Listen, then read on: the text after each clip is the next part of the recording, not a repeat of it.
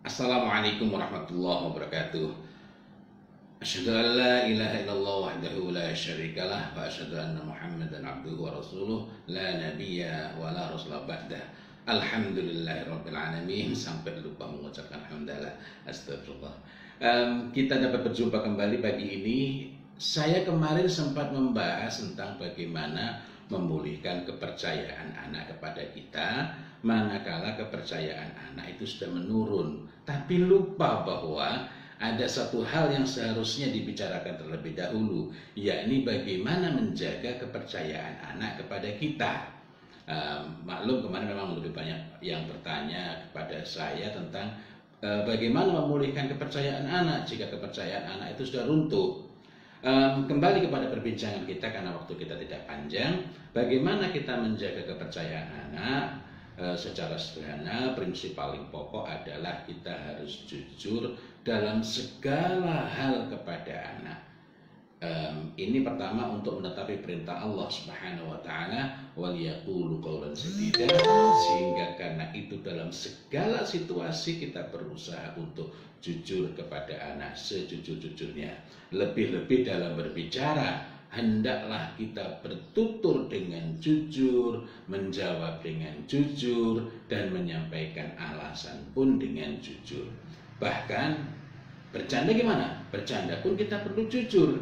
Dari sikap jujur inilah maka anak itu akan percaya penuh kepada kita sebagai orang tua.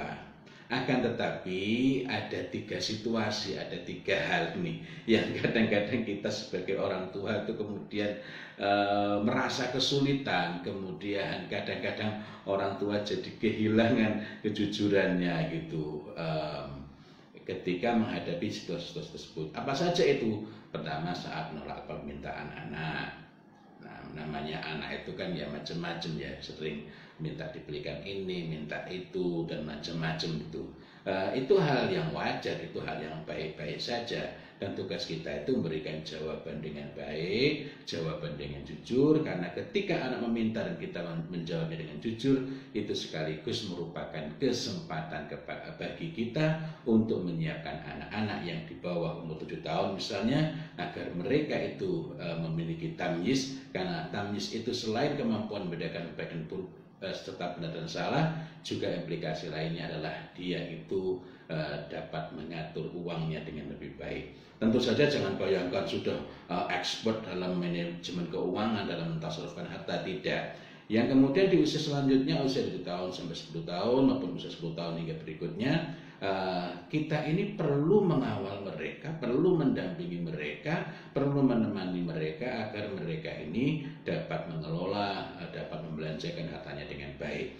Dan ini salah satu pintu yang sangat penting, ialah ketika kita menolak permintaan anak, jawablah dengan jawaban dengan jawaban yang baik dan jujur gitu.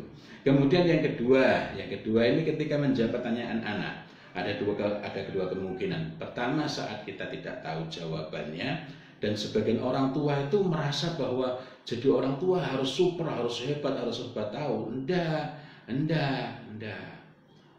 Kita itu banyak keterbatasan. Tugas kita untuk bisa menjadi orang tua yang baik, bukan menjadi orang tua yang serba tahu apa saja. Kita ini bukan mesin pencari jawaban, bukan. Nah, yang kita perlukan ialah kita memberikan jawaban yang tepat. Saya berharap nanti akan dapat membahas tentang ini dengan ringkas, gitu ya. Kemudian yang kedua, ada pertanyaan-pertanyaan yang kita tidak tahu jawabannya, tetapi kita tidak tahu bagaimana cara menjawab. Dalam hal ini kita pun harus jujur kepada anak. Kemudian yang ketiga adalah menyampaikan alasan melarang. Nah, di tiga situasi itulah kadang orang tua kehilangan kesabaran, kehilangan kendali, atau sebenarnya bukan kehilangan kesabaran, karena dari awal memang tidak mau mikir susah-susah, memang mikirnya yang ringkes, praktis, paling cepat bagaimana. Saya ingin memulai dari pembahasan mengenai gimana kita bersikap jujur saat menolak permintaan anak. Terutama kalau anak kecil ini, kalau sudah besar katanya. Saya mengatakan katanya karena sebenarnya kalau kita itu membiasakan mengajak anak itu menakar sikap mengambil pertimbangan dalam berbelanja misalnya, maka di usia-usia berikutnya anak-anak justru akan lebih mudah untuk kita ajak bicara. Artinya anak-anak sudah memiliki autonomia, sudah memiliki tolak ukur. Ambil contoh, suatu ketika seorang anak usia 4 tahun minta dibelikan es krim. Ini sering ya, orang tua itu pengennya menolak permintaan anak. Lalu dia berkata dengan penuh kelembutan, ini lembut loh, ini lembut.